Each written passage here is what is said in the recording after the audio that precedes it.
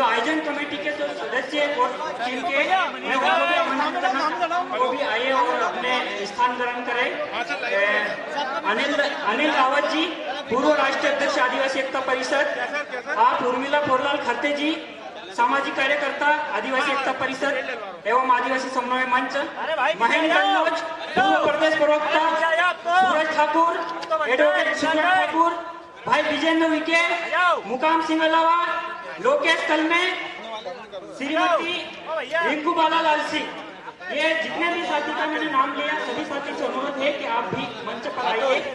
अब मैं आगे हमारे अतिथियों से निवेदन करता हूं कि आदिवासी रीति रिवाज के अनुसार हमारे महापुरुष की प्रतिमा जो है वहां पर पूजा अर्चन करें।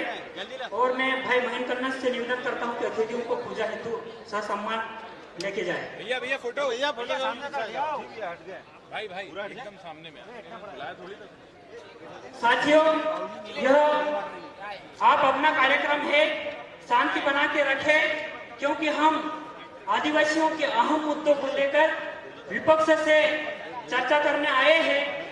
हमारे जो मुद्दे हैं हम बिंदुवार चर्चा करेंगे कि आपकी सरकार बनती है तो आपके मैनिफेस्टो में हम आदिवासियों के लिए क्या पॉलिसी होगी। आज यहाँ पर आए सभी साथियों का हार्दिक स्वागत, अभिनंदन है। 12 नंबर पे मैं वॉलेंटियर से निवेदन करता हूँ, मंच के आसपास जितने भी जो साथी खड़े हुए हैं वो अपने अपने स्थान पर जाकर बैठ जाए। वॉलेंटियर साथी ध्यान दे, जो भी मंच के आइट साइड खड़े हैं उनको पीछे बिठाने की कृपा करें। और साथियों, हमारे जो साथी आ रहे थे खरगोन, बड़वानी, धार, झाबुआ, तो उनको रास्ते में ही रोक लिया गया। ये बड़े दुख की बात है। हम सत्ता पक्ष के सामने कई बार हमारी बात को लेके गए, आज हम विपक्ष के सामने हमारे मुद्दों को लेकर बात रखने आए तो इसका वो अनर्थ निकाल रहे हैं कि ये कांग्रेस का कार्यक्रम है। साथियों, ये कांग्रेस का कार्यक्रम नहीं है, मैं पहले ही बता चुका हूं कि ये हमारे समाज का कार्यक्रम है। हम विद्यार्थियों के मुद्दों को लेकर, आदिवासी युवक के मुद्दों को लेकर और समाज के ऊपर जो बढ़ते अत्याचार को लेकर विपक्ष से संवाद करने के लिए आदिवासी समाज द्वारा आदिवासी युवा महापंचायत का आयोजन किया गया। आज मैं पूजा अर्चना के बाद स्वागत के लिए ग्रुप में स्वागत करेंगे, क्योंकि हमारे पास समय की कमी है। मैं स्वागत के लिए माननीय हमारे मुख्य अतिथि पूर्व मुख्यमंत्री मध्य प्रदेश शासन के माननीय कमलनाथ जी के स्वागत के लिए महेश डामोर जी धार, बाबूलाल बघेल, दिनेश माल, अनिल बामिया। भाई बोलना मत।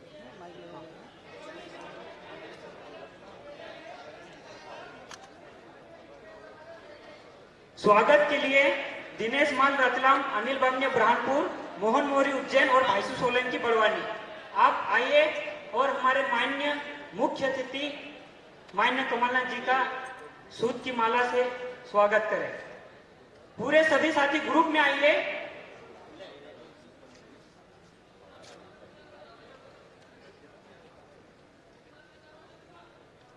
महेश डामोर, बाबूलाल बघेल, दिनेश माल, अनिल बामिया, मोहन मोरी, भाईसू सोलंकी एवं हमारे बीच में विश्वराज बाला बच्चन भी उपस्थित है। मैं भाई विश्वराज बच्चन को मैं आमंत्रित करना चाहता हूं, वो भी आए और साहब का स्वागत करें। जिनके भी नाम लिया हूं मैं, जल्दी करें, समय की कमी हमारे पास।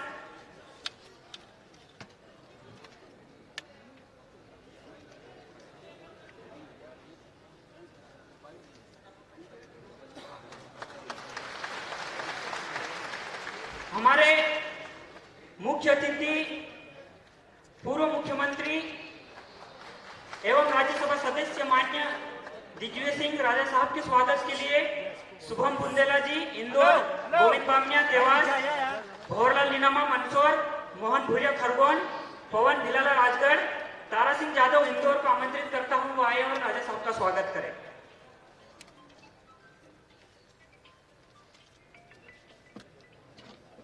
इसके बाद हमारे युवाओं के आइकन, भारतीय राष्ट्रीय छात्र संघ के राष्ट्रीय प्रभारी एवं जेएनयू छात्र संघ के पूर्व अध्यक्ष कन्हैया कुमार जी के स्वागत के लिए मैं रीना मौर्य इंदौर, पीयूष मोजले खंडवा, गोकुल गिरवाल धार, नरवेश अमलियार झाबुआ, अरुण बरोले इंदौर और रोहित राणा नीमच को आमंत्रित करता हूं। जल्दी आइए और उनका स्वागत करें सूतमाला से। अब हमारे पास समय की कमी है, हमारे मुद्दे क्या है हम इनको रखेंगे और इसके बाद हम हमारे जो मुख्य अतिथि है उनकी बात सुनेंगे। अब मैं स्वागत भाषण के लिए हमारे बीच में स्वागत भाषण के लिए स्वागत भाषण से मैं हमारी आयोजन कमेटी की जो टीम है, जो मंच पर आसीन है, उनसे निवेदन करता हूं कि जो हमारे मुख्य अतिथि है वो प्रतीक चिन्ह के रूप में तीर कमान भेंट कर उनका सम्मान करें। समय की कमी है, जल्दी करें मनीष भाई।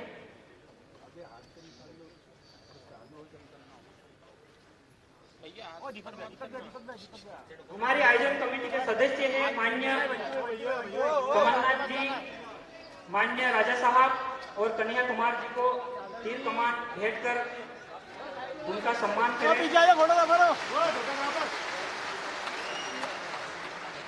भाई नीचे कर ले कैमरा।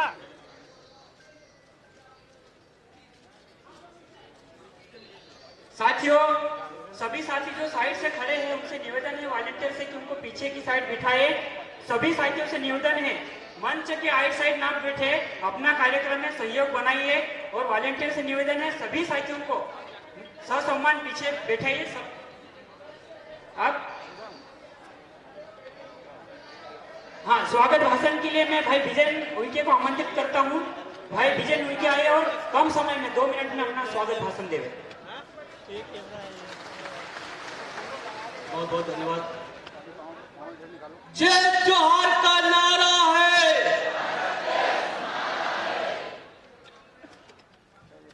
आप सबने आकर हम छात्रों के गम को खुशी में ढाला है और इन युवाओं का चलन बहुत निराला है। जिन हादसों से मर जाती है दुनिया, उन हादसों ने इन विद्यार्थियों को पाला है। आपका बहुत बहुत स्वागत है। हमारे बीच में आज 9 बार के सांसद, पूर्व मुख्यमंत्री और विपक्ष के नेता माननीय कमलनाथ जी, आपका हम पूरे तहे दिल से स्वागत करते हैं, वंदन करते हैं, अभिनंदन करते हैं। हमारे बीच में पूर्व मुख्यमंत्री, राज्यसभा सांसद माननीय श्री दिग्विजय सिंह जी हमारे बीच में है। राजा साहब, आपका भी बहुत बहुत हम तहे दिल से हार्दिक स्वागत करते हैं, वंदन करते हैं, अभिनंदन करते हैं। और हम सब युवाओं के आइकॉन और भारत को एक नई क्रांति देने वाले, विद्यार्थियों में बहुत जगाने वाले हमारे बड़े भैया और हमारे साथ भारत जोड़ो यात्रा में चलने वाले श्री कन्हैया कुमार जी का हम तहे दिल से हार्दिक स्वागत करते हैं, वंदन करते हैं, अभिनंदन करते हैं। और हमारे बीच में मीडिया के साथी, पुलिसकर्मी, प्रशासन और आप सब युवा साथी, विद्यार्थी और जितने भी अतिथि यहाँ माननीय पधारे हैं, उन सब का हम पूरी कोर कमेटी की तरफ से हार्दिक स्वागत करते हैं, वंदन करते हैं, अभिनंदन करते हैं।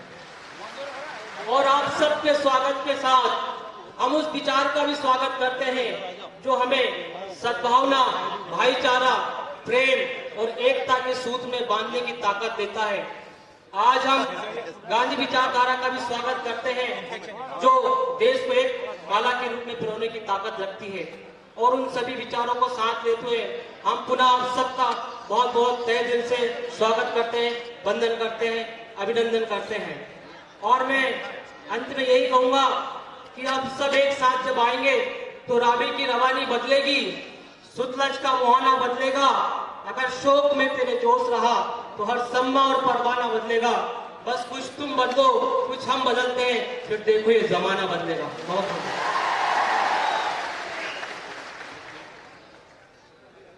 बहुत धन्यवाद सूरज भाई। कीजिएगा विजय भैया।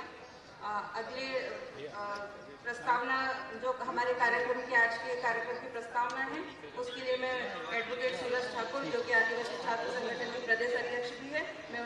मंच पर आमंत्रित करना चाहती हूँ। बहुत बहुत धन्यवाद दीदी। जय जोहर का नारा है, जय जोहर का नारा है, लड़ेंगे, लड़ेंगे। आज के इस कार्यक्रम के मुख्य अतिथि मध्य प्रदेश के पूर्व मुख्यमंत्री विकास पुरुष आदरणीय कमलनाथ जी और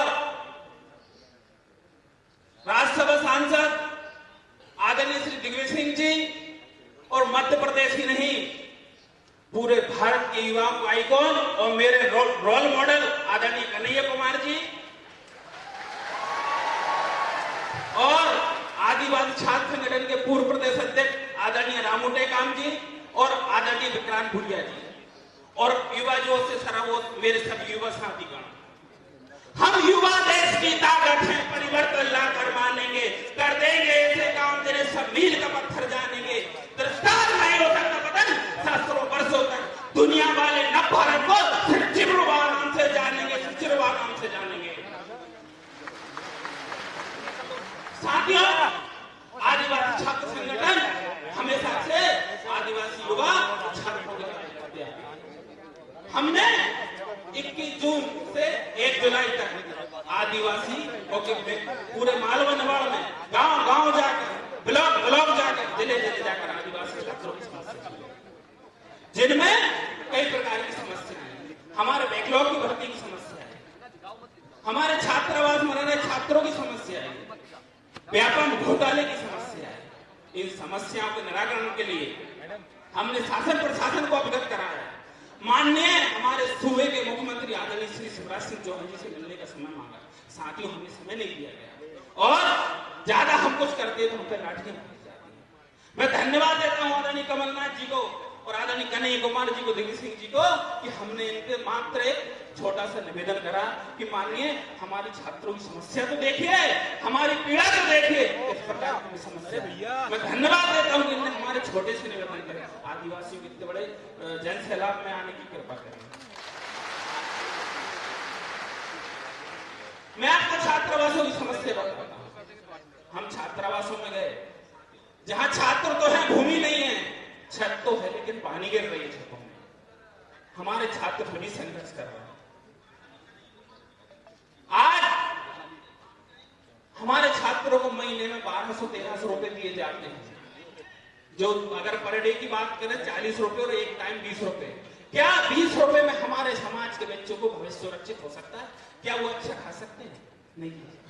तो कैसे वो सफलता हासिल करेंगे? लेकिन फिर भी वो सफलताओं से लड़ते हैं, वो सफलता का कदम चूमते हैं, लेकिन फिर व्यापक टूट जाता है। चाहे मैं शिक्षा की भर्ती की बात करूं,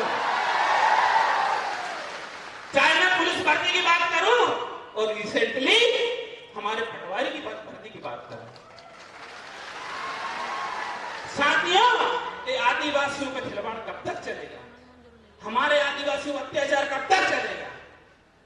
और ये तो मैं पढ़ाई की बात है, चाहे सीधी कांड ले लो, मणिपुर ले लो, और अभी मैं रायसेन जिले की बात करता हूं, एक को गोली मारकर 13 साल के बच्चे की हत्या कर दी गई। कोई शासन प्रशासन उससे मिलने नहीं जाता। मैं आदरणीय विपक्ष से हमारे तीनों बड़े नेताओं से निवेदन करता हूं कि यार इन छात्रावासों की पीड़ा को आपको समझना और इन पीड़ाओं को आपको कम से कम बैकलॉग और हमारी छात्रावास देश आजाद हुआ जब से 50 सीटें कम से कम जिले लेवल पे 500 सीटें होना चाहिए, इस ऐसी आप यहां से घोषणा करें। आदिवासी शासन आपके साथ है। बहुत बहुत धन्यवाद। बहुत बहुत धन्यवाद भाई सूरज। साथियों, जैसा कि आप सभी को मालूम है कि हम आदिवासियों के मुद्दे, विद्यार्थियों के मुद्दे, बेरोजगार युवाओं के मुद्दों को लेकर इकट्ठे हुए हैं और इस युवा महापंचायत का आयोजन किया है।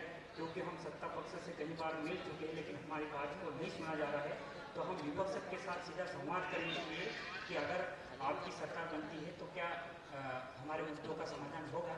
हम इसलिए इकट्ठे हुए हैं और आगे जो हमारे जो मांग है आदिवासी युवा महापंचायत की, हमारा जो मकसद है इसको करने का, जो आगे बात रखने के लिए मैं हमारे महेंद्र भाई कन्नौज का आमंत्रित करता हूँ।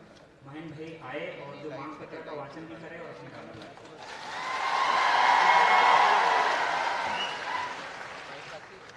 बहुत बहुत धन्यवाद। आप सभी को जय जोहार, जय आदिवासी, जय भीम। साथियों, आज हमारे बीच इस आदिवासी युवा महापंचायत में हमारे प्रदेश के पूर्व मुख्यमंत्री माननीय कमलनाथ जी, हम सब युवाओं के चहेते, युवाओं की आन बान शान, जिनके भाषण हमारे युवा साथी सुन सुनकर समाज के लिए प्रेरित हुए, ऐसे हमारे आदर्श आइडल भाई कन्हैया कुमार जी, साथ ही हमारे प्रदेश के पूर्व मुख्यमंत्री, राज्यसभा सांसद आदरणीय दिग्विजय सिंह जी, हमारे एक छोटे से निवेदन पर हमने बोला था कि साहब हम आपके पास आएंगे हमारे मुद्दे की बात करने के लिए, लेकिन उन्होंने कहा कि आप मत आइए, हम आपके बीच आते हैं। और जैसे इन्होंने हमको बोला कि हम इंदौर आ रहे हैं, तो जैसा कि पिताजी को भी पता चल गया तो वो भी इंदौर आ गए। और आज मैं जो हमारे अतिथि है उनके समक्ष अपनी बात रखूंगा। हमारे विद्यार्थियों के जो मुद्दे हैं, कई लोग सम्मान्य पत्रकार गण भी यहाँ पर आए हैं, उनसे भी मैं विशेष निवेदन करना चाहता हूँ कि इस कार्यक्रम को लेकर जो बोला जा रहा है कि ये कार्यक्रम कांग्रेस का है, लेकिन ये किसी भी राजनीतिक दल का नहीं है, ये कार्यक्रम आदिवासी युवाओं का है। हम लोग सरकार के पास, वर्तमान में जो सरकार है, पिछले कई वर्षों से हम संघर्ष कर रहे हैं। हम पे कई एफआईआर डाली गई है। हम जब भोपाल में आंदोलन करते हैं, हम पर लाठियां चलाई जाती है। सरकार के पास भी गए, आवेदन किया, निवेदन किया, लेकिन सुनवाई नहीं हुई। इसलिए हमने विपक्ष के समक्ष अपनी बात रखने की सोची, सब लोगों से विचार विमर्श किया, इसलिए उनको आज यहाँ पर बुलाया है। इसलिए ये कार्यक्रम किसी राजनीतिक दल का नहीं है। आप ऊपर देखोगे मंच पे हमारे महापुरुषों के अलावा किसी भी राजनीतिक दल का कोई मोनो नहीं है, लेकिन जो हमारी बात सुनेगा, जो हमारी बात मानेगा, हम उनको अपनी बात बताएंगे। साथियों, आज इस कार्यक्रम को आयोजन करने में कई समस्याओं का सामना किया। आज भी सर आपको मैं अवगत कराना चाहता हूं कि अभी भी हमारे लड़के रास्ते में, अभी भी हमारी बहुत सारी बसें, हमारी बहुत सारी गाड़ियां नहीं आई है। कईयों को पुलिस प्रशासन ने रास्ते में रोक दिया है। और भी पता चला कि 300 रुपए में हमारे लड़कों को पैसों का लालच देकर अमित शाह जी की रैली में ले जाने का भी प्रयास किया, लेकिन ये आदिवासी टिकने वाला है, टिकने वाला नहीं है। और हमने तो खुले मैदान में आयोजन करने का सोचा था, लेकिन बारिश के कारण इस हॉल में बैठना पड़ रहा है, क्योंकि हम खुले मैदान में रहने वाले शेरे, बंद कमरे वाले वो नहीं है। फिर भी हम लोगों को हमारे युवा साथी अपनी बातों को लेके, अपनी मांग को लेके यहाँ पर उपस्थित हुए। टाइम की बहुत ज्यादा कमी है और मैं माननीय कमलनाथ जी से निवेदन करूंगा कि अगली बार हमारा कोई कार्यक्रम है तो पूरा दिन लेकर आए, कम समय में हमारी बात पूरी नहीं होती। तो मुझे प्रस्तावना, हमारी जो मांग पत्र है वो पढ़ने के लिए जिम्मेदारी दी गई है। मैं पढ़ना चाहूंगा, हमारे जो अतिथि है उस पर गंभीरता पूर्वक विचार करें। प्रति माननीय कमलनाथ जी, पूर्व मुख्यमंत्री, मध्य प्रदेश शासन भोपाल, विषय आदिवासी समाज के युवाओं के ज्वलंत एवं गंभीर मुद्दों को वचन पत्र में शामिल कर सरकार बनने पर समाधान करने बाबत माननीय आज 30 जुलाई 2023 को Nakshatra garden brilliant convention centre Shukliya Indore में आयोजित युवा महापंचायत का आयोजन किया जा रहा है, जिसमें आदिवासी समाज के हजारों युवा कार्यकर्ता की उपस्थिति में निम्नांकित बिंदुओं को वचन पत्र में शामिल कर सरकार बनने पर समय सीमा में कार्रवाई कर समाधान करने का अनुरोध है। पहला, सरकार गठन के 6 माह के भीतर बेकलाक पदों पर भर्ती प्रक्रिया की कार्रवाई प्रारंभ की जाए। दूसरा, सरकार गठन के 6 माह के भीतर बेरोजगार युवा नीति बनाएंगे, जिसके तहत विशेषकर आदिवासी समाज के बेरोजगार युवाओं को सरकार की गारंटी पर स्वयं का व्यवसाय बिजनेस स्थापित करने हेतु 0 से 2% की न्यूनतम ब्याज दर पर बैंक ऋण उपलब्ध करवाया जाए। आदिवासी समाज के बालक एवं बालिका के लिए ब्लॉक स्तर पर 200 सीटर, जिला मुख्यालय पर 1000 सीटर एवं संभाग मुख्यालय पर 2500 सीटर आदिवासी महापुरुषों के नाम पर नवीन महाविद्यालय छात्रावासों को निर्माण कराएंगे। आदिवासी क्षेत्र के समस्त महाविद्यालयों में प्राप्त आवेदनों के अनुपात में सभी संकाय विधि महाविद्यालय एवं कृषि महाविद्यालय नहीं है, वो परीक्षा की तैयारी हेतु विश्व स्तरीय कोचिंग एवं रिसर्च संस्थान बनाया जाए। प्रदेश के अनुसूचित जाति जनजाति ओबीसी वर्ग के बहुत प्रतिभावान छात्र बच्चों को ऑक्सफोर्ड, कैम्ब्रिज एवं हार्वर्ड जैसे विश्व स्तरीय शिक्षण संस्थानों में पढ़ाने का अवसर उपलब्ध कराएंगे। सरकार बनते ही मध्य प्रदेश शासन के जनजाति कार्य विभाग का नाम बदलकर पूर्व की भारतीय आदिम जाति कल्याण विभाग किया जाए तथा बालक बालिका के सीनियर जूनियर छात्रावासों के नाम में भी आदिवासियों के स्वाभिमान के लिए पूर्व की भांति आदिवासी शब्द को जोड़ा जाए। छात्रवृत्ति, शिक्षावृत्ति एवं आवास सहायता की राशि में महंगाई के अनुपात में वृद्धि की जाकर प्रतिमाह देना सुनिश्चित किया जाए। सरकार बनते ही 9 अगस्त विश्व आदिवासी दिवस के अवसर पर सार्वजनिक अवकाश कर इस पूरे मध्य प्रदेश में शासकीय स्तर पर मनाया जाए। मध्य प्रदेश के कई बीएससी नर्सिंग महाविद्यालय में 2 से 3 वर्षों से परीक्षा आयोजित नहीं की गई, उन्हें जनरल प्रमोशन दिया जाए एवं उच्च स्तरीय जांच कमेटी बनाई जाए। मध्य प्रदेश की राजधानी भोपाल में सर्व सुविधायुक्त शानदार एवं बेहतरीन आदिवासी भवन बनाए जाए। प्रदेश के ब्लॉक तहसील मुख्यालय पर सर्व सुविधा युक्त सामुदायिक भवन बनाए जाए एवं आदिवासी धर्मशाला हेतु शासकीय जमीन उपलब्ध कराई जाए। आदिवासी युवाओं को स्थानीय स्तर पर रोजगार उपलब्ध कराया जाए जिससे कि वह अपने मूल से जुड़े रहे। आदिवासी उप योजना के मद को केवल आदिवासी वर्ग की योजनाओं में ही उपयोग किया जाए तथा उक्त मद का अन्य प्रयोजन में खर्च नहीं होना चाहिए। सत्ता एवं संगठन में 50% पदों पर युवाओं को अवसर दिया जाए। सत्ता और संगठन प्रतियोगिता परीक्षा पूर्व परीक्षण हेतु प्रत्येक जिलों में 500 सीटर छात्रावास होना चाहिए।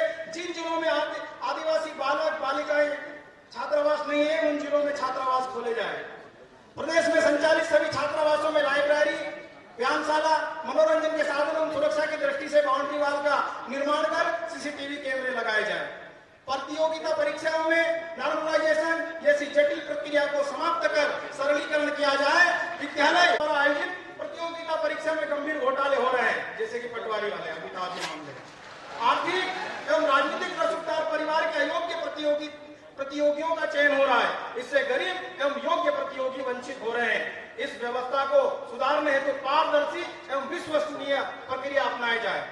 ग्रामीण क्षेत्रों में प्रत्येक गांव में कुटीर उद्योग के माध्यम से बेरोजगार युवाओं को रोजगार अवसर उपलब्ध कराए जाए। अनुसूचित जाति जनजाति ओबीसी वर्ग की नौकरियों में दिए गए आरक्षण पर श्वेत पत्र जारी किया जाना चाहिए। अनुसूचित जनजाति वर्ग के लिए वर्षवार आवंटित बजट पर श्वेत पत्र जारी किया जाए। प्रदेश में निर्माणाधीन निर्मित mega project, medical, engineering college आदि के नाम पर मूल निवासियों के पूर्वजों के नाम पर रखे जाए।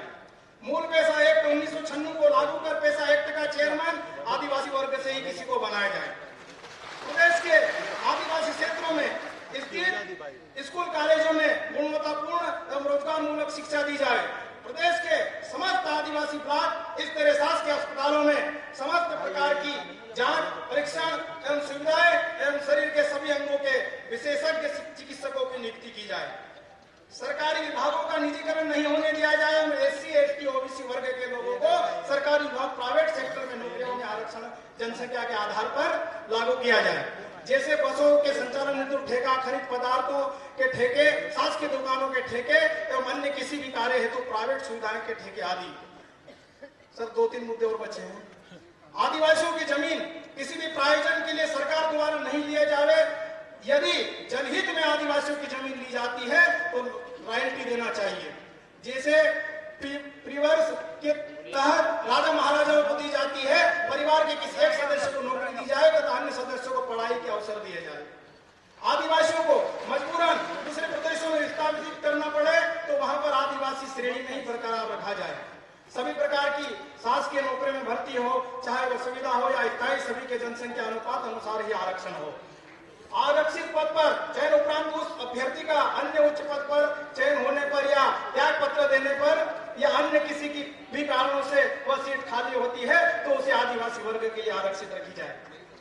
भारत सरकार ने कक्षा 1 से 14 वर्ष की आयु वर्ग के बच्चों का अनिवार्य शिक्षा प्रदान करने के लिए शिक्षा अधिकार अधिनियम आरटीए 2009 लाया गया है, जिसके अंतर्गत 6 से 14 वर्ष कक्षा 1 से 8 के बच्चों को निःशुल्क शिक्षा प्रदान की जा रही है। कक्षा 8वीं तक ही निःशुल्क शिक्षा प्रावधान के इस कानून के तहत इस सीमा को खत्म कर इसे निरंतर 12वीं तक रखा जाए। शिक्षित बेरोजगार युवाओं के लिए बेरोजगारी भत्ता भी दिया जाए। मुद्दे हमारे खत्म हो गए हैं। इतने मुद्दे हम लोगों ने इसलिए रखे हैं क्योंकि सरकार सुन नहीं रही है, इसलिए इतनी बड़ी लिस्ट आपके भरोसा करके विश्वास करके आपके बीच रखा है। और मैं यहाँ पे इस इंदौर की पावन धरती पर से एक मैसेज देना चाहता हूँ प्रदेश सरकार को। चाहे अमित शाह जी को बुला लीजिए, चाहे प्रधानमंत्री जी को बुला लीजिए, समझ जाइए आपकी कुर्सी खतरे में है। तो ये युवा बनाना भी जानते हैं, बिगाड़ना भी जानते हैं। तो साथियों, सभी धैर्य पूर्वक हमारे जो अतिथि आए हैं उनको हमको सुनना है। और साथियों, सभी युवाओं को संघर्ष करना पड़ा यहाँ तक आने में। कहीं को बसों में तकलीफ आई, कहीं को रास्ते में रोका।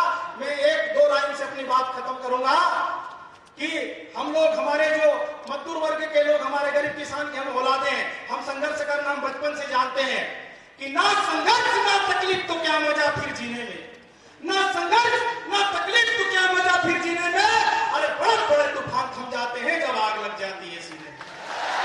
तो साथियों, बहुत बहुत धन्यवाद। बाकी और भी हमारे आदिवासियों के बहुत सारे मुद्दे हैं, हम लोग समय समय पे आपस में मिलते रहेंगे और अपनी बात करते रहेंगे। मैं इतना ही कहकर अपना स्थान ग्रहण करूंगा। जय जोहार, जय आदिवासी। जय जोहार का नारा है। साथियों, बहुत बहुत धन्यवाद महेंद्र भाई। साथियों, कल हमारी प्रेस वार्ता हुई थी तो कहीं पत्रकार साथी भी आरोप लगा रहे थे कि ये कांग्रेस का कार्यक्रम है। तो आप लोगों को बता देना चाहता हूं कि हमारे जो अभी जो मुद्दे, हम मुद्दों को लेकर आदिवासी युवा महापंचायत का आयोजन करेंगे किए हैं, क्योंकि ये सारे मुद्दे सरकार के संज्ञान में आए हैं, लेकिन सरकार हमारी बात को नहीं सुन रही है। साहब बोला करते थे कि आदिवासी बोलना सीख जाओ, तो साहब हम बोलना सीख गए हैं। अभी धीरे धीरे राजनीति समझ रहे हैं कि हमारे मुद्दे कैसे लोकतंत्र में कैसे मनवाया जाए, इस चीज को हम समझ रहे हैं। इसीलिए हम ये आदिवासी युवा महापंचायत का आयोजन करके विपक्ष के साथ सीधा संवाद कर रहे हैं। ये हमारी ताकत है, ये हमारी एकता है। इससे सत्ता पक्ष के लोग घबराए हुए हैं। जो आज आपको 72 घंटे के अंतराल में हमारा कार्यक्रम, उनको मालूम हो गया कि ये कार्यक्रम आदिवासी युवा महापंचायत का होने वाला है, इसीलिए ये कार्यक्रम रखवा है अमित जी का। तो साथियों, में अभी आगे बात करने के लिए हमारे युवाओं के आइकन कन्हैया कुमार जी, जो परिचय के मोहताज नहीं, सभी युवा जानते हैं। भारतीय राष्ट्रीय छात्र संघ के राष्ट्रीय प्रभारी कन्हैया कुमार जी को ससम्मान आमंत्रित करता हूं। कन्हैया कुमार जी आए और अपनी बात रखें।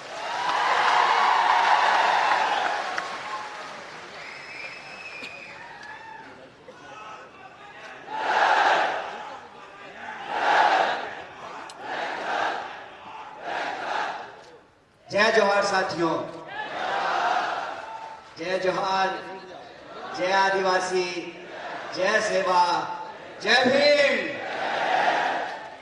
साथियों, मैं सबसे पहले इस आदिवासी महापंचायत में आए हुए मध्य प्रदेश के अलग अलग इलाके से जो हमारे आदिवासी भाई बहन हैं, उनका मैं क्रांतिकारी इस्तकबाल करता हूं, उनका हार्दिक अभिनंदन करता हूं।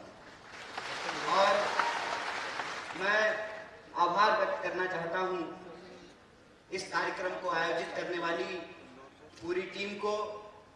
मैं आभार व्यक्त करना चाहता हूं मध्य प्रदेश के हमारे नेता, पूर्व मुख्यमंत्री आदरणीय कमलनाथ जी का, पूर्व मुख्यमंत्री आदरणीय दिग्विजय सिंह जी का, और तमाम लोग जो यहाँ मौजूद हैं, मीडिया के साथी, पुलिसकर्मी, इंदौर शहर के बाशिंदे, आप सबका मैं शुक्रिया अदा करता हूँ, आपको धन्यवाद ज्ञापित करता हूँ।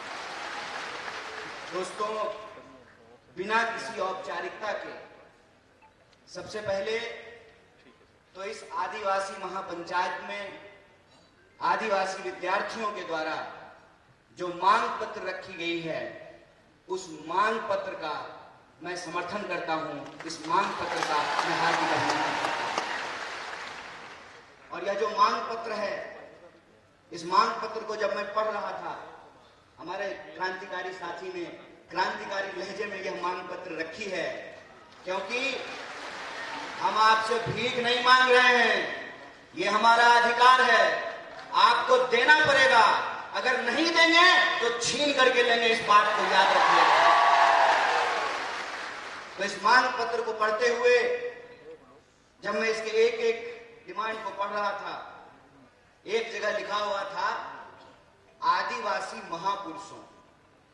दोस्त, आदिवासी समाज में महिला और पुरुष नहीं होता है।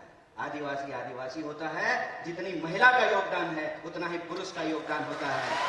तो हम अपनी संस्कृति को नहीं छोड़ेंगे, हम अपने इतिहास को नहीं छोड़ेंगे, और हमको किसी और की संस्कृति और किसी और के इतिहास में अपने आप को एडजस्ट करने की जरूरत नहीं है। ये दूसरे समाज में होता होगा, महिला और पुरुष। आदिवासी समाज में महिला और पुरुष नहीं होता है। होता है क्या? हमारी बहनें बैठी हुई हैं, हमारे भाई बैठे हुए हैं। हमारे घर में, हमारे परिवार में जितनी इज्जत पुरुष का है उतनी ही इज्जत महिलाओं का भी होता है। यही आदिवासी होने की पहचान होती है। मैं आपसे आग्रह करता हूं कि आप महापुरुषों की जगह महामानव शब्द का इस्तेमाल करना शुरू कीजिए।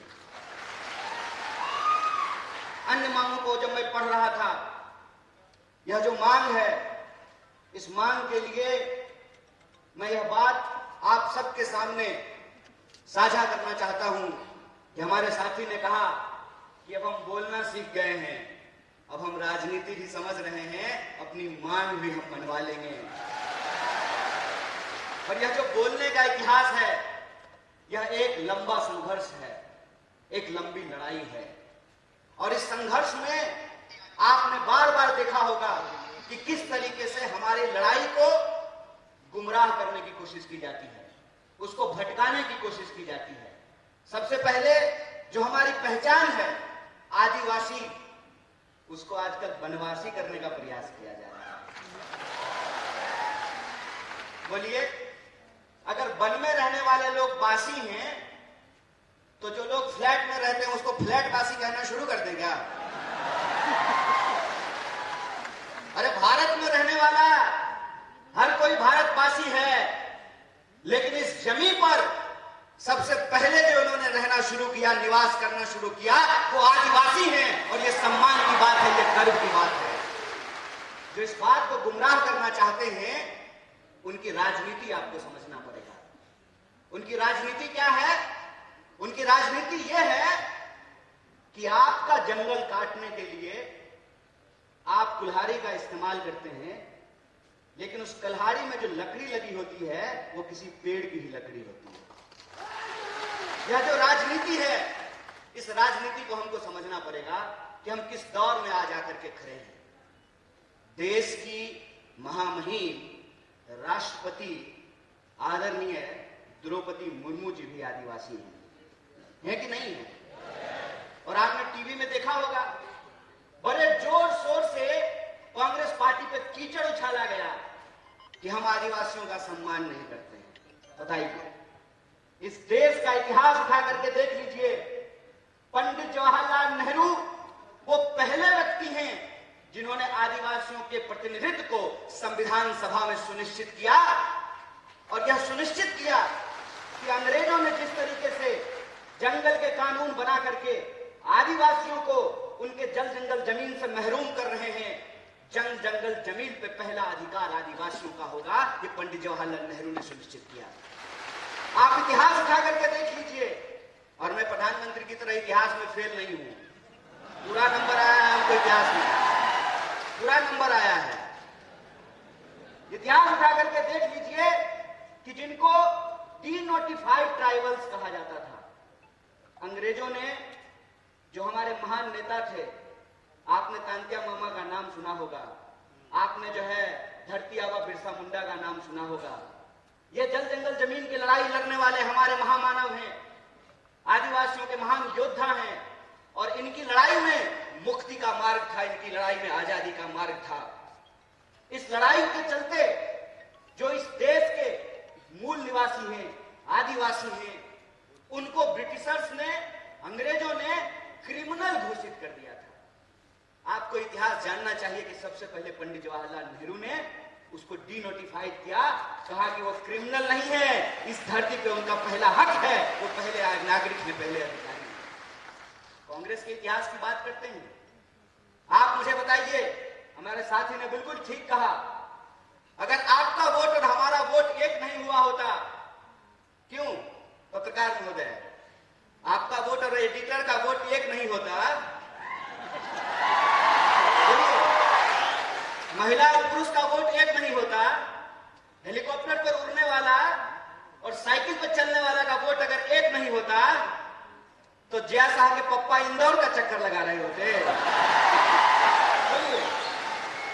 सुने हैं डैडी जी घूम रहे हैं आजकल जया साहब के, क्यों घूम रहे हैं? ये वोट का अधिकार आपको कैसे मिला है? ये वोट का अधिकार आपको थाली में परोस करके गिफ्ट नहीं मिला है। इसके लोगों ने संघर्ष किया है, इसके लोगों ने अपनी जान की कुर्बानी दी है, और आजादी का मतलब होता है कि किसी भी मनुष्य को, किसी भी मनुष्य के ऊपर शोषण करने का कोई अधिकार नहीं है। यह आजादी का मतलब होता है, और यही जो आजादी का मतलब है, इस मतलब को हमारे देश के संविधान की प्रस्तावना में लिखा गया है। क्या लिखा गया है? हम भारत के लोग, भारत में रहने वाला, चाहे हिंदू हो, मुसलमान हो, सिख हो, ईसाई हो, बुद्धिस्ट हो, जैनी हो, पारसी हो, यहूदी हो, हर कोई भारतवासी है ना। जब भारत में रहने वाला हर कोई भारतवासी है, तो चाहे गोंड हो, भील हो, उरांव हो, सभी लोग आदिवासी हैं। यह एकता हमको समझनी पड़ेगी, यह एकता हमको बना करके रखनी पड़ेगी। इनकी चालाकी आपने देखी, एक दूसरे से लड़ा रहे हैं। ये क्यों लड़ा रहे हैं? ये इसलिए लड़ा रहे हैं ताकि हमारी शक्ति आपस में बट जाए। मणिपुर जल रहा है, मणिपुर में मणिपुर के रहने वाले लोग को ही आपस में लड़ाया जा रहा है, और सरेआम आपके रूंगटे खड़े हो जाएंगे। यहां बैठी हुई महिलाओं से मैं हाथ जोड़ करके माफी मांगता हूं। बतौर पुरुष हमने ऊपर आपके ऊपर बहुत सारा अत्याचार किया है, इसके लिए हाथ जोड़ करके हम आपसे माफी मांगते हैं। शर्म आती है, शर्म आती है कि आजादी के 75 साल बाद भी बदला निकालने के लिए निर्वस्त्र होकर के आप एक महिला को घुमा रहे हैं, और आप कहते हैं कि हमने आदिवासी महिला को राष्ट्रपति बनाया है। आप एक आदिवासी महिला को राष्ट्रपति बनाए हैं, और एक आदिवासी महिला को निर्वस्त्र करके घुमाया जा रहा है, और महामहिम अपने मुंह से एक शब्द नहीं बोलती है। यह बात हमको समझनी पड़ेगी कि लकड़ी काटने वाले कुल्हाड़ी में भी लकड़ी लगा होता है। इस राजनीति को हमको समझना पड़ेगा। हमको समझना पड़ेगा कि अगर जो हमारा वोट और आपका वोट एक है, महिला और पुरुष का वोट जो एक है, हेलीकॉप्टर पर चलने वाला और फॉर्च्यूनर पर चलने वाला और टूटी हुई साइकिल लेकर चलने वाला का वोट जो एक है, यही वोट की ताकत है कि यह जमहूरियत जिंदा है, यह लोकतंत्र जिंदा है। 5 साल के लिए ही सही, 5 साल के लिए ही सही, इनको जनता के बीच जाना पड़ता है, जनता की अदालत में आना पड़ता है, और अपनी नाकामियों को छुपाने के लिए तरह तरह का झूठ बोलना पड़ता है। अभी हमको एक पत्रकार पूछ रहे थे कि गृह मंत्री ने कहा है, माँ बाप ने कितना सुंदर नाम रखा है, नरोत्तम, नड़ों में उत्तम, और काम कैसा है, निकृष्टम। कैसे है निकृष्टम? निकृष्टम ऐसे है कि भाई तुम सरकार चला रहे हो, 20 साल से तुम्हारी इस प्रदेश में सरकार है, और तुम विपक्ष की तरह सवाल पूछ रहे हो।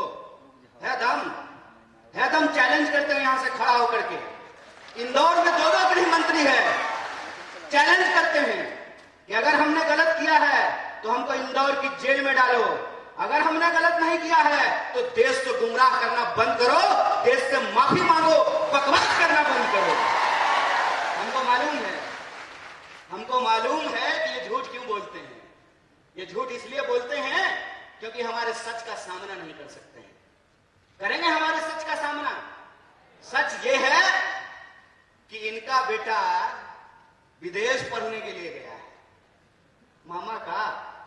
और मामा के संदर्भ में मैं आपको बता दूं, मेरा नाम कन्हैया है और कन्हैया ने कंस का वध किया था और कंस भी मामा था। ये संदर्भ मैं इसलिए बता रहा हूं कि हमको सच्चाई आंख खोल करके देखने की जरूरत है। इस प्रदेश में गरीब के लिए महाविद्यालय नहीं बनेगा, गरीब के लिए विश्वविद्यालय नहीं बनेगा, गरीब के लिए छात्रावास नहीं बनेगा। क्यों? क्योंकि जब मुख्यमंत्री का बेटा विदेश पढ़ने के लिए जाएगा तो आदिवासी के लिए महाविद्यालय क्यों बनाएगा? और जब चुनाव आ गया है, 20 साल से सरकार चला रही है, जब चुनाव में 20 महीना बचा है, तब इनको बहन जी लाडली की याद आई है और क्या कह रहे हैं कि हम 2000 रुपया दे देंगे। चाचा, आप 2000 रुपया अपने पास रखिए। ये बताइए कि 350 का सिलेंडर 1400 रुपए में क्यों मिल रहा है? 750 रुपया तो रिचार्ज कराने में लगता है। बहनें यहाँ पे बैठी हुई हैं, 2000 रुपया दे दीजिएगा तो 2 महीना ठीक से 2 मोबाइल रिचार्ज भी नहीं हो पाएगा। ठगते हैं, ठग रहे हैं हमको। आपका खेल हम समझ रहे हैं, आपका खेल हम समझ रहे हैं कि आप हमारे आंख में धूल झोंक करके हमारी संपत्ति, हमारा रिसोर्स हमसे छीन रहे हैं। और जब हम अपने जल जंगल जमीन की बात करते हैं तो ये हमारे ऊपर तरह तरह का आरोप लगाते हैं। कहते हैं जल जंगल जमीन की बात करने वाले लोग अर्बन नक्सल होते हैं। हाय रे गृह मंत्री, बड़ी दया आती है आपको। 2 बार की सरकार है इनकी, 20 साल से मध्य प्रदेश में सरकार चला रहे हैं और मेरे पिताजी मुख्यमंत्री नहीं थे, ना प्रधानमंत्री थे। मैं एक साधारण परिवार का लड़का हूं, लेकिन मेरे पास महात्मा गांधी की तरह, बिरसा मुंडा की तरह, शहीद आजम भगत सिंह की तरह, डॉक्टर बाबा साहब भीमराव अंबेडकर की तरह सच की ताकत है। इस बात को याद रखिएगा। अरे पूरी ताकत लगा लीजिए, आप हमारी सच्चाई को नहीं बदल सकते हैं। हम सच के लिए लड़ रहे हैं, हम अपने लोकतांत्रिक अधिकार के लिए लड़ रहे हैं। और लोकतंत्र का क्या मतलब होता है? लोकतंत्र का मतलब यह होता है कि जैसे मुख्यमंत्री के बेटा का वोट एक होता है, उसी तरह से आदिवासी के बच्चा का भी वोट एक होता है। अगर मुख्यमंत्री के पास पैसा है, वो अपने बच्चे को विदेश भेज सकता है, तो हम भी इस देश में टैक्स देते हैं। हमारे बच्चों के लिए भी अच्छी शिक्षा की व्यवस्था होना चाहिए, अच्छा अस्पताल होना चाहिए, अच्छी सड़कें होनी चाहिए, महिलाओं की सुरक्षा होनी चाहिए। ये हमारा हक है। और जब हम अपना हक मांगते हैं तो हमारी बात को गुमराह करने की कोशिश करते हैं, लेकिन हम गुमराह होने वाले नहीं हैं। इनका खेल हम समझते हैं। हम आपके टैक्स के पैसे से, आपके टैक्स के पैसे से हमने पीएचडी की है, हमने आपका नमक खाया है। और हम नमक हराम नहीं है, हम नमक हलाल हैं। और हम आपके साथ यह नमक का वादा करते हैं क्योंकि हम महात्मा गांधी की पार्टी से हैं। और महात्मा गांधी ने नमक का आंदोलन कराया था और अंग्रेजों को धूल चटाया था। इस बात को हम इनको याद दिलाना चाहते हैं। अगर हम इस देश को अंग्रेजों से मुक्ति दिला सकते हैं तो अंग्रेजों की चापलूसी करने वालों से भी मुक्ति दिला सकते हैं।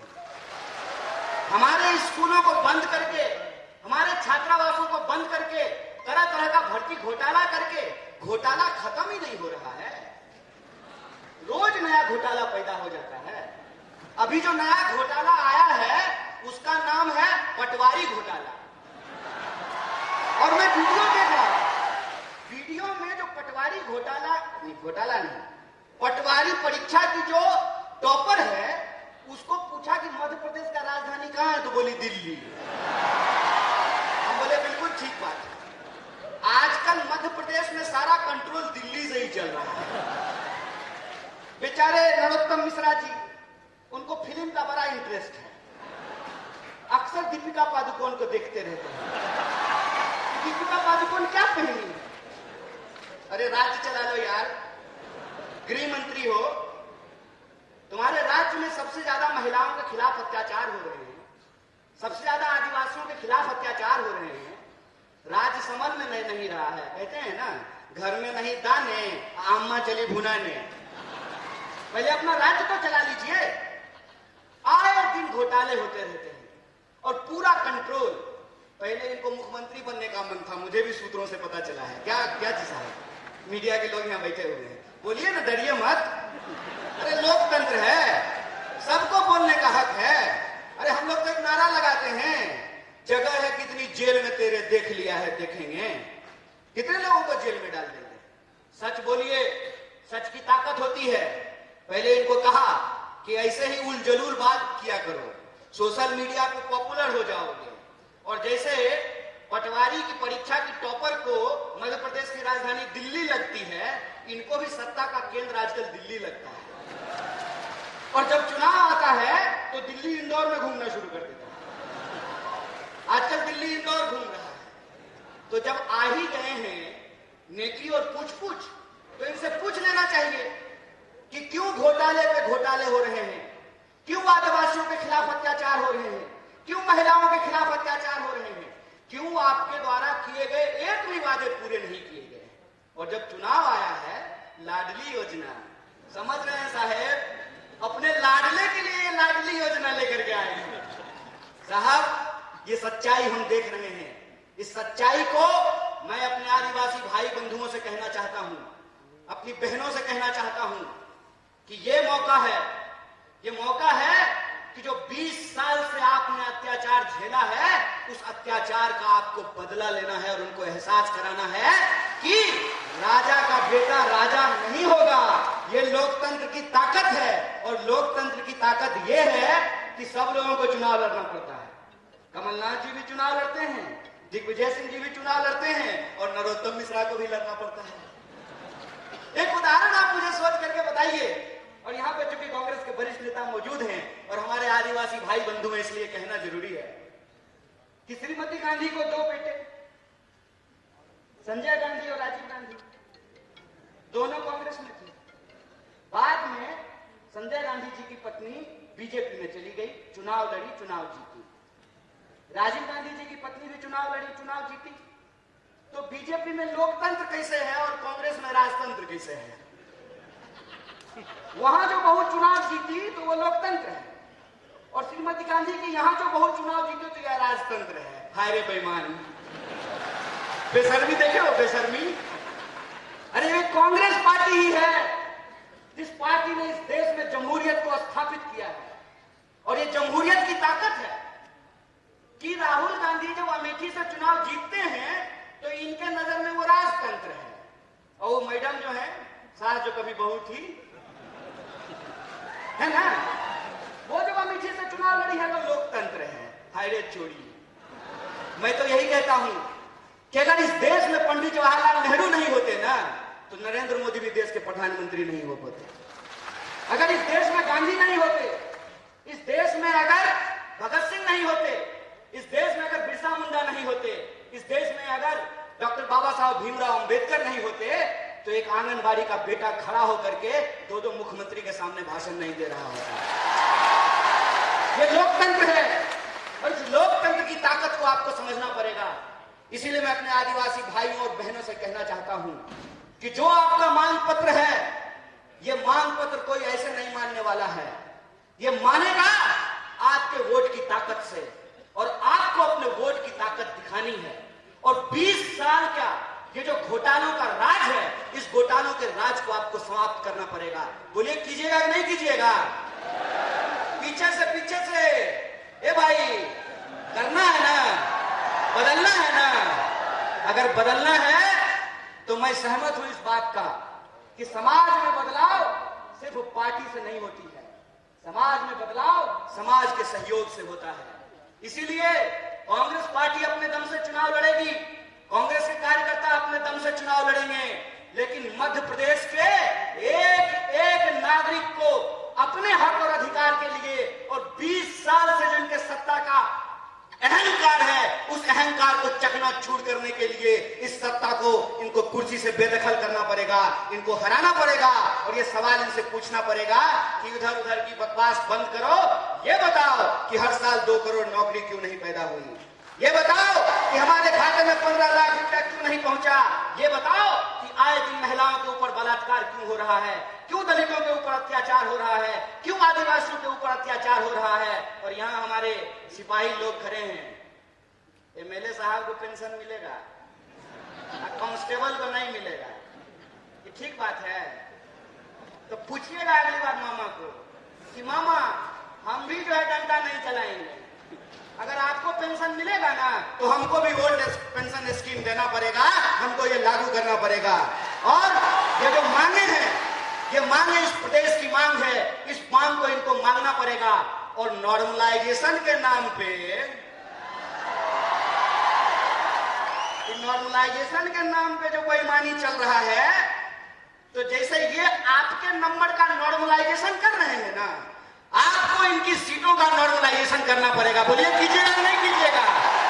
अगर कीजिएगा तो मध्य प्रदेश में परिवर्तन होगा। और सिर्फ मध्य प्रदेश में परिवर्तन नहीं होगा, इंदौर से परिवर्तन की लहर दिल्ली तक पहुंचेगी और दोनों गृह मंत्री फिर से तरीपार होंगे, ये हमारा पूरा भरोसा है। इसी आशा और विश्वास के साथ आप तमाम लोगों को एक बार फिर से शुक्रिया अदा करते हुए, धन्यवाद कहते हुए अपनी बात को खत्म करूंगा। शुक्रिया। इनकलाब जिंदाबाद। जय आदिवासी, जय हिंदुस्तान, जय कांग्रेस। बहुत बहुत धन्यवाद। सभी युवाओं में कन्हैया जी ने जोश भर दिया और परिवर्तन की लहर यहाँ से इंदौर से शुरू होगी, जो दिल्ली जाकर समाप्त होगी। और साथियों, आज जिन मुद्दों को लेकर हम यहाँ पर इकट्ठा हुए हैं, कन्हैया जी ने भली भांति उनको समझा और इतने अच्छे से उनको ब्रीफ किया। हमारी प्रमुख मांगे ये है, हमको समझना पड़ेगा, हमको जानना पड़ेगा। साथियों, अब समय का अभाव कम है, मैं आगे बात रखने के लिए हमारे प्रदेश के पूर्व मुख्यमंत्री एवं राज्यसभा सांसद माननीय दिग्विजय सिंह राजा साहब को आमंत्रित करता हूं। परम सम्मानीय कमलनाथ जी, भाई कन्हैया कुमार जी, मंच पर उपस्थित हमारे क्रांतिकारी नेता महेंद्र कन्नौज जी, सूरज ठाकुर जी, विजेंद्र उइके जी, जय सेवा, जय जोहार।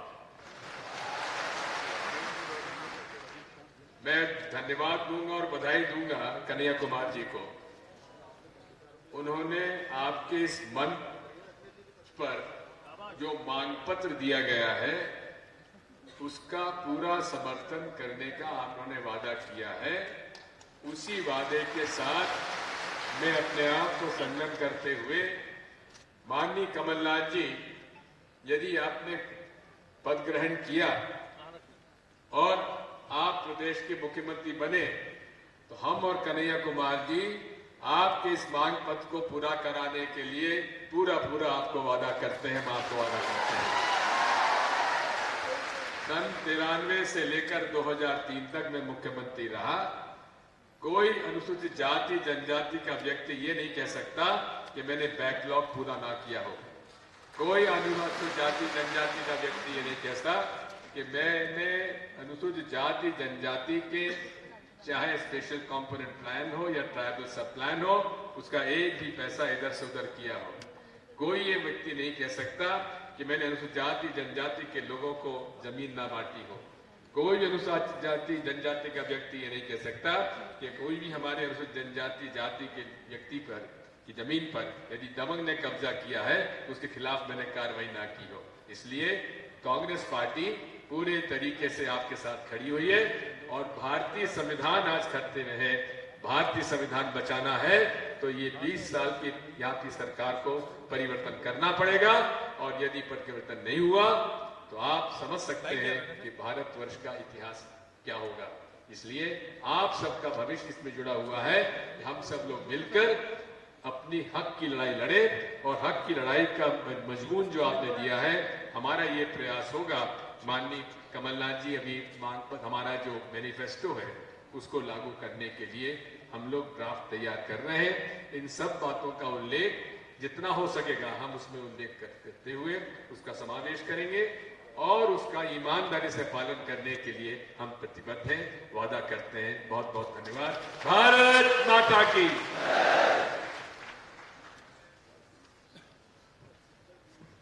बहुत बहुत धन्यवाद आदरणीय दिग्विजय सिंह राजा साहब जी।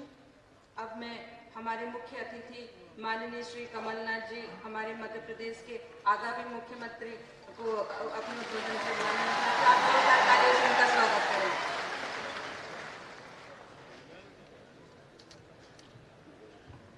माननीय दिग्विजय सिंह जी,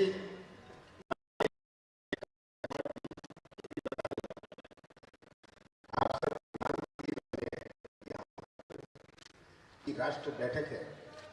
मैंने कहा ये मेरी मांग नहीं है, आप आइए, इन लोग जो सामने बैठे हैं उनकी मांग है। और मैं धन्यवाद करता हूं, उन्होंने आपकी मांग स्वीकार करी और आज यहाँ आए। हमारे अनिल रावत जी, उर्मिला कोरवाल जी, महेंद्र कन्नौज जी जो बहुत दफे आते हैं मेरे कपड़े फाड़ने, सूरज ठाकुर जी, विजेंद्र उइके जी, मुकाम सिंह अलावा जी, लोकेश कलमे जी, श्रीमती रिंकू बाला, लाल सिंह डाबर जी, सभी यहाँ उपस्थित छात्र संगठन से जुड़े हुए सदस्यगण, जय जोहार, जय जोहार, जय जोहार। अभी आपने कन्हैया कुमार जी से बहुत कुछ सुना, बहुत सारी बातें तो उन्होंने वो कही जो मैं कहना चाहता था, मैं दोहराना नहीं चाहता हूं, पर मैं हवा की बात भी नहीं करना चाहता हूं। मैं कहां से आता हूं? मैं उस जिले से आता हूं जिसकी आदिवासी आबादी आपके जिले से डबल है। आप जाके देखिएगा इंटरनेट में छिंदवाड़ा जिले की आदिवासी आबादी कितनी है। मेरा गर्व है कि मैंने आदिवासियों के साथ काम किया। मुझे मौका मिला जब मैं जवान था, मैं बूढ़ा नहीं हुआ हूं, ये मत सोचिए कि मुझे बहुत कुछ समझ आया, बहुत कुछ पहचान में आया। मुझे याद है, मैंने कहा था ना मैं हवा की बात नहीं करूंगा, अपनी बात करूंगा, जो मेरा अनुभव है और आपको गवाह बनाऊंगा। मैं अचल कुंड गया था, एक आदिवासी तीर्थ स्थान है, सड़क नहीं थी।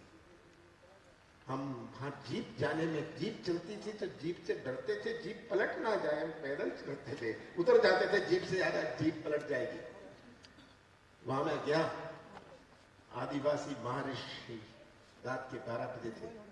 मैंने कहा मैं तो चुनाव लड़ रहा हूं, आपका आशीर्वाद लेने आया हूं। ये 79 की बात है, 79 की बात है। मैं चुनाव जीता। सबसे पहली चीज मैंने सड़क बनवाई। मैंने कहा सड़क बनवाऊंगा और तभी वहां जाऊंगा, ये मेरा वचन है। आपने पतालकोट का नाम सुना? पतालकोट का नाम सुना? पतालकोट क्या था छिंदवाड़ा जिले में? कन्हैया कुमार जी, ऐसा क्षेत्र था जहां 3 घंटे हम पैदल जाया करते थे। वहां जंगली आम की गुठली को सुखाकर हमारे आदिवासी भाई अपना आटा बनाते थे।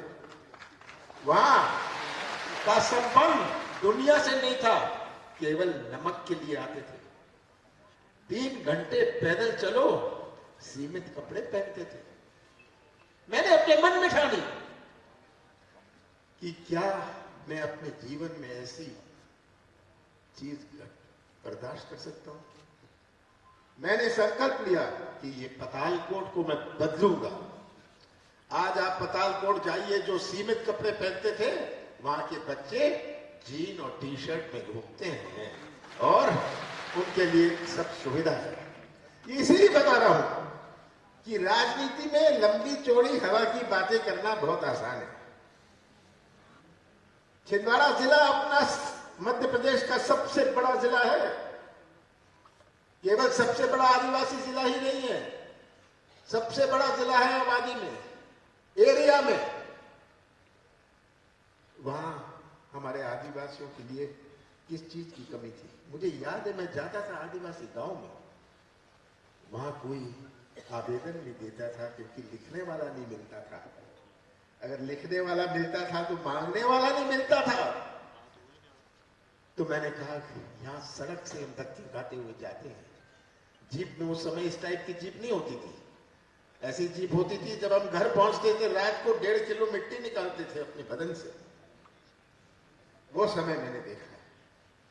मैंने कहा हम सड़कें बनवाएंगे, हम स्कूल बनवाएंगे। जो मैं कह रहा हूं आज इतने सारे बच्चे यहाँ हैं, मैं आपसे एक प्रार्थना करना चाहता हूं, निवेदन करना चाहता हूं। आप छिंदवाड़ा अगर नहीं गए हैं, जाके देख के आइए कि कमलनाथ हवा की बात नहीं कर रहे, वो सच्चाई की बात कर रहे हैं। बिजली, कितने गांव में बिजली थी। 80 में मुझे याद है हमारी सरकार थी, इंदिरा गांधी प्रधानमंत्री थी। मैंने उन्हें कहा कि इसको आप 100% विद्युतीकरण जिला बनवाइए। उन्होंने आदेश दिया और हर गांव में बिजली पहुंचाई। जहां केवल 22% गांव में बिजली थी, बिजली पहुंची, हमारी सड़कें बनी। मुझे चिंता थी इस पीढ़ी की नहीं, वो पीढ़ी ने तो अपना जीवन काट लिया था, बिना पानी के, बिना बिजली के, बिना सड़क के। एक नई पीढ़ी उभर के आ रही थी, मुझे चिंता थी उनका क्या होगा। और मैंने कहा इनकी ट्रेनिंग कहां होगी, स्कूल बन जाएंगे, कॉलेज बन जाएंगे। आज जो आपने मांगे रखी हैं, मैं दिल में सोच रहा था कि किसी ने मेरे से मांगा नहीं था छिंदवाड़ा के लिए, मेडिकल कॉलेज नहीं मांगा था, हॉर्टिकल्चर कॉलेज नहीं मांगा था, ये कोई किसी ने मांगा नहीं था। पर मैंने ये एक नक्शा बनाया था, अपने जीवन का नक्शा बनाया था, राजनीति का नक्शा नहीं। मैं नहीं जानता जो किस स्कूल, कॉलेज और महाविद्यालय या यूनिवर्सिटी में पढ़ता है वो कहां किसको वोट देगा, पर मेरे लिए ये जीवन की तसल्ली की बात थी कि मैं छिंदवाड़ा को एक मॉडल बनाऊं। मैंने कहा ये बच्चे जो गड्ढे खोदते हैं, आदिवासी बच्चे जो गड्ढे खोदते हैं, मेरा नारा उस समय हुआ था, अभी किसी ने जिक्र किया। मैं अपने आदिवासी भाई को कहता हूं कि आप गड्ढे खोदना जानते हैं पर अपना मुंह चलाना नहीं जानते। आप मुंह चलाना सीखिए तब मेरे से बात करिए। ये मेरा नारा हुआ करता था अपने गांव में। मुंह चलाना जब तक आदिवासी नहीं सीखेगा तब तक आदिवासी कभी आगे नहीं बढ़ेगा। मध्य प्रदेश क्या है? मध्य प्रदेश क्या है? अपने मध्य प्रदेश का इतिहास पढ़ा है? मध्य प्रदेश तो आदिवासियों का क्षेत्र है। इसमें कितने लोग थे? केवल आदिवासी यहां रहते थे, बाकी तो 100 साल पहले, 150 पहले, 50 साल पहले आए। और पट्टा आपको उनको देना था, आज आप उनसे पट्टा मांगते हैं, ये अजीब बात है। मैंने कहा जिनकी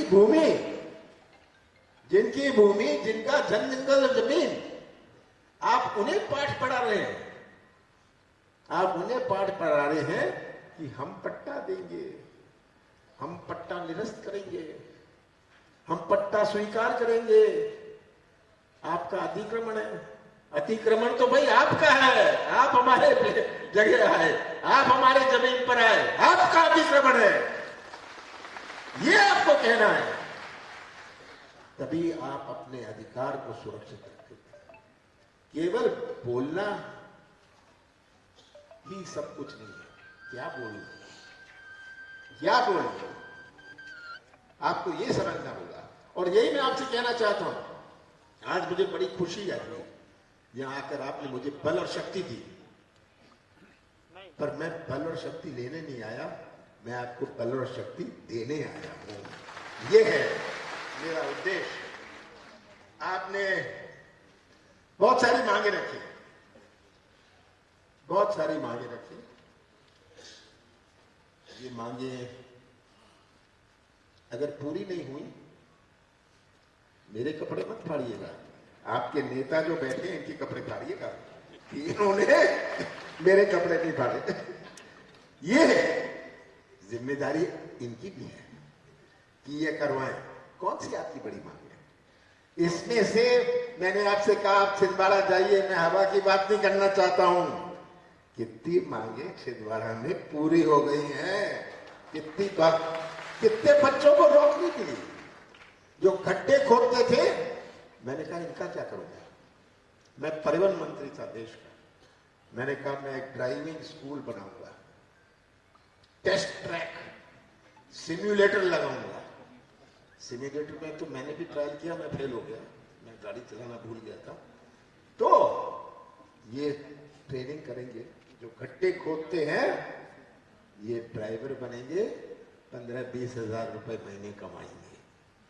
ये मैंने कहा ये जेसीबी हम देखते हैं, ये बच्चे जेसीबी दूर से देखते हैं, इनको जब तक मैं जेसीबी ड्राइवरिंग की ट्रेनिंग ना कराऊं इनका भविष्य कैसे सुरक्षित रहेगा। आज मुझे खुशी है कहते हुए कि जेसीबी की ट्रेनिंग कितने आदिवासी बच्चों को मिली। आज मैं गया था कहीं, पूना गया था, एक कोई पीछे से हाथ हिला रहा था। मैंने उससे पूछा, बाद में मैं गया, कहता मैं छिंदवाड़ा से हूं जी। मैंने कहा अच्छा। कहता मैंने जेसीबी की ट्रेनिंग करी थी, अब मैं जेसीबी चलाता हूं, 60-70 हजार 1 लाख रुपए तनख्वाह लेता हूं। मैंने कहा तेरा एक और काम करता हूं, तुम किसी की जेसीबी मत चलाना, मैं तुम्हें लोन दिलवा लेता हूं, तुम जेसीबी के मालिक बन जाना, ये करना है। और ऐसे कितने बच्चे, कितने ट्रेनिंग सेंटर हैं जो देश में, मैं तो कहने वाला था विश्व में, देश में कोई ऐसे ट्रेनिंग सेंटर नहीं। ये आज सच्चाई है। आप सब और नौजवान हमारी सबसे बड़ी चुनौती है मध्य प्रदेश में। आप ही निर्माण करेंगे मध्य प्रदेश का। अगर आपका भविष्य अंधेरे में रहा, आपको छात्रावास की मांग करनी पड़े, आपको कॉलेज की मांग करनी पड़े, आपको मेडिकल सुविधा के लिए मांग करनी पड़े, क्या भविष्य होगा आपका। सबसे बड़ी चुनौती हमारे नौजवान है, आप हैं हमारी सबसे बड़ी चुनौती। और मध्य प्रदेश का निर्माण आप करेंगे, कमलनाथ नहीं करेंगे। कैसा निर्माण होगा मध्य प्रदेश का अगर आपका ही भविष्य अंधेरे में रहा। ये सबसे बड़ी चिंता मेरे इस समय में, मेरे मन में सबसे बड़ी चिंता है। इन नौजवानों का क्या होगा जो निर्माण करेंगे मध्य प्रदेश का, जिनके लिए कोई उपाय नहीं, रोजगार की मांग करते हैं, बैकलॉग की मांग करते हैं। ये क्या मानने वाली बात है? ये तो आपका अधिकार है। 18 साल ये सरकार रही, घोटाले की बात नहीं कर रहा तो हो गई, आप सब जानते हैं, मैं दोहराना नहीं चाहता हूं, पर भ्रष्टाचार की कोई सीमा नहीं।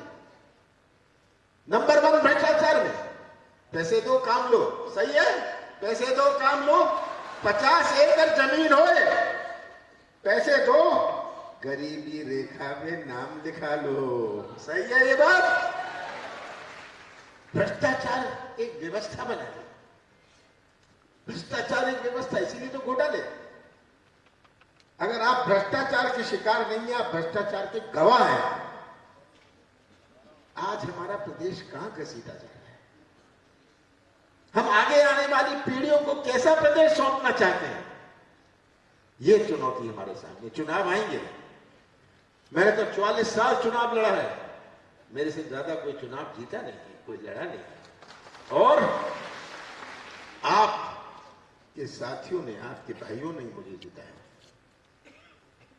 ये मेरे जीवन की सबसे बड़ी उपलब्धि है। जब मैं संसद में जाके 7वीं लोकसभा में जाके बैठा था, और जब भी मैं बैठता था 8वीं 9वीं, मैं बाकी सांसदों को कहता था, आप यहां बैठे हैं, आप वोट लेके आए हैं, मैं प्यार और विश्वास लेके आया हूं। ये अंतर है मेरे और आपके बीच में। तो आज जब चुनाव आया, ये कन्हैया भाई ने सही बात कही, इनको सब कुछ याद आने लगा। मैं देख रहा था परसों या तरसों, शिवराज जी खड़े, मैं बहनों को नंगे पांव नहीं चलने दूंगा, मैं चप्पल दूंगा, कह रहे थे ना, देखा आपने, चप्पल दूंगा, भाइयों को जूता दूंगा। अब भाइयों बहनों, चप्पल और जूता मिल गया, सही उपयोग करिएगा जूते और चप्पल का। ये किसी को छाता देंगे, आपको ये सब अभी सूझा। तो ये सोचते हैं कि मध्य प्रदेश के मतदाता बिकाऊ हैं। मध्य प्रदेश के मतदाता बिकाऊ नहीं। मुझे पूरा विश्वास है मध्य प्रदेश के मतदाताओं पर। हमारी सरकार 15 महीने चली, 2.5 महीने लोकसभा चुनाव और आचार संहिता में गया। मैंने नीति और नियत का परिचय दिया। अगर किसानों का कर्जा माफ किया, 27 लाख किसानों का कर्जा माफ किया 100 रुपए 100 यूनिट बिजली दी। मैंने पेंशन बढ़ाया, गौशाला खोली। 12 महीने में मैंने किया। और ये मेरे से हिसाब मांगते हैं। मेरा हिसाब तो आप लोग दीजिएगा कि मेरा हिसाब क्या था। मैं भी सौदा कर सकता था। मैं मुख्यमंत्री था, मेरे पास आते थे विधायक कि हमें इतने करोड़ मिल रहे हैं। मैंने कहा ले लेना, मैं नहीं दूंगा तुझे कुछ। एक ने तो मुझे कहा मैं पैसे मेरे गाड़ी में पड़े हैं, आप मेरे लिए जमा कर लोगे? मैंने कहा ये सौदा मैं नहीं करता। मैं सौदा कर सकता था, पर मैं सौदे से किसी कुर्सी पर बैठने के लिए भी तैयार था। मैं मध्य प्रदेश की पहचान सौदे की राजनीति से नहीं करना चाहता था। मैंने कहा कुर्सी जाए बाढ़ में, गवर्नमेंट जाए बाढ़ में, मैं सौदा नहीं करूंगा। ये था। तो आज जब चुनाव हमारे सामने है, ये चुनाव ऐसा चुनाव मैं सोचता हूं हमारे इतिहास में नहीं हुआ। ये चुनाव केवल एक उम्मीदवार का नहीं है, ये चुनाव केवल एक पार्टी का नहीं है, ये चुनाव मध्य प्रदेश के भविष्य का है। ये चुनाव मध्य प्रदेश के भविष्य का है। इनके पास केवल पुलिस, पैसा और प्रशासन बचा। अभी कह रहे थे ना कैसे रोका, रास्ते में कैसे रोका। पुलिस, पैसा और प्रशासन ही बचा है। कर्जा ले लिया, 3,30,000 करोड़ रुपए का कर्जा। आप पढ़ते हैं ना अखबार में, 3,30,000 करोड़ रुपए का कर्जा लिया। मैं तो पूछता हूं इस कर्जे का किया क्या आपने? आपने संविदा वालों को भर्ती किया, आपने बैकलॉग को भर्ती किया। इन्होंने 3,30,000 करोड़ रुपए के बड़े बड़े ठेके दिए। ठेके में एडवांस जाता है ना, उससे अपने पैसे निकाल लो, उससे अपनी कमीशन निकाल लो। ये आज हालात है मध्य प्रदेश के। और मैं तो आपसे अंत में कहना चाहता हूं, राजनीतिक बात नहीं करना चाहता। कमलनाथ का साथ मत देना, कांग्रेस का साथ मत देना।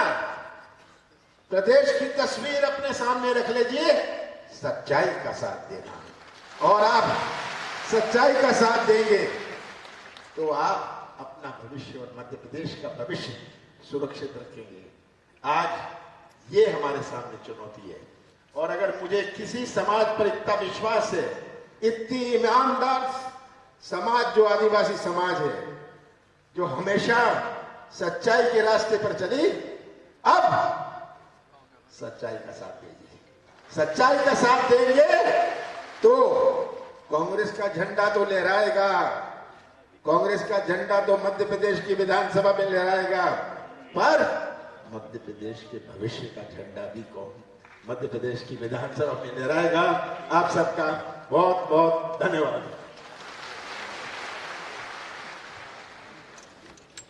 बहुत बहुत धन्यवाद आदरणीय कमलनाथ जी। अभी हम जिन मुद्दों को लेकर महापंचायत का आयोजन कर रहे हैं, अभी उन मुद्दों को कैसे पूरा किया जाए, इस पर साहब ने कहा है कि मेरे छिंदवाड़ा में ये सब कर दिया है और अभी परिवर्तन का समय है साथियों।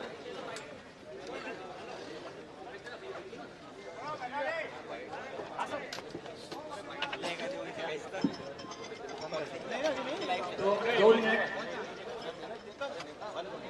हमारे जो महापुरुष की पीछे प्रतिमा फोटो लगी है, हम भूल गए तो माफी चाहेंगे कि हमारे रीति रिवाज के अनुसार जो अन्न है उससे 2 मिनट के लिए पूजा कराए महेंद्र। हमारे आदिवासी रीति रिवाज के अनुसार अतिथियों से निवेदन करूंगा कि हमारे जो महापुरुष की प्रतिमा जो रखी है वो पूजा पाठ करें। अंकल जी, क्योंकि कोई सा भी कार्यक्रम हम पूजा पाठ से शुरू करते हैं, लेकिन हम अच्छे के लिए कि हमारी मांगे पूरी हो, इसलिए हम हमारे महापुरुष की प्रतिमा की पूजा पाठ करेंगे आदिवासी रीति रिवाज के अनुसार। और सब साथी बैठ जाइए। साथियों, हमारे जो मुद्दे हैं, विद्यार्थी के मुद्दे, युवाओं के मुद्दे, इन मुद्दों को लेकर हमने मांग पत्र भी दिया है। हम और भी युवा साथी हैं हमारे बीच में बात रखने वाले, क्योंकि युवाओं की, विद्यार्थियों की बहुत सारी समस्या है। हमारे बीच में एक दिन की कलेक्टर जो वीडियो वायरल हुआ था विद्यार्थियों की समस्याओं को लेकर झाबुआ में, निर्मला चौहान जी भी उपस्थित है। हमारे बीच में विश्वराज बच्चन भी उपस्थित है, इनकी भी बात रखवाना थी। हमारे बीच में हमारे रामू भैया टेकाम जी भी उपस्थित है, लेकिन समय की कमी के कारण हम उनकी बात नहीं रखवा पाए। अभी कार्यक्रम खत्म नहीं हुआ है। सब साथी अपने अपने स्थान पर बैठ जाए। वॉलेंटियर ध्यान रखे, सब साथी अपने अपने स्थान पर बैठ जाइए। अभी कार्यक्रम खत्म नहीं हुआ है। आभार के लिए मैं हरदा जिले से हमारे युवा साथी लोकेश कलमे जी को आमंत्रित करता हूं। भाई लोकेश कलमे आए और आभार व्यक्त करें। लोकेश कलमे। जय जोहार का नारा है। मजा नहीं आया, एक बार फिर से जय जोहार का नारा है। आदरणीय मंच, आज के इस आदिवासी महापंचायत में उपस्थित मध्य प्रदेश के पूर्व सीएम कमलनाथ जी और राज्यसभा के सांसद माननीय राजा साहब का मैं हृदय से स्वागत करता हूं, वंदन करता हूं, अभिनंदन करता हूं। और मध्य प्रदेश की पावन धरा पर उपस्थित जेएनयू के पूर्व अध्यक्ष बड़े भाई कन्हैया कुमार जी का मैं स्वागत करता हूं, वंदन करता हूं और अभिनंदन करता हूं। और साथ में उनका आभार प्रकट करता हूं कि आपका जो मार्गदर्शन आदिवासी क्रांतिकारी युवाओं के लिए, भाई बहनों के लिए एक मार्गदर्शन काम करेगा। सभी का धन्यवाद, आभार। साथियों, जो हमारी मांग है हमने वाचन करके तो बता दिया। हमारे कोर टीम के जो सदस्य हैं उनसे आग्रह करूंगा मैं कि साहब को और हमारे पूर्व मुख्यमंत्री दिग्विजय सिंह साहब और कमलनाथ जी को हमारा जो मांग पत्र है वो देने की कृपा करें। हमारे कोर टीम के सदस्य महेंद्र भाई और पूरी टीम, अनिल दादा, निर्मला दीदी, उर्मिला दीदी, सूरज ठाकुर, सभी साथियों से निवेदन है। अरे पकड़ लेता ना, छोड़।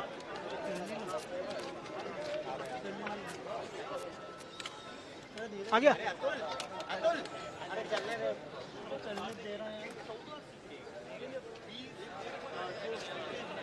चलो, सॉरी मनीष सर, नहीं सर, चलो कट करो,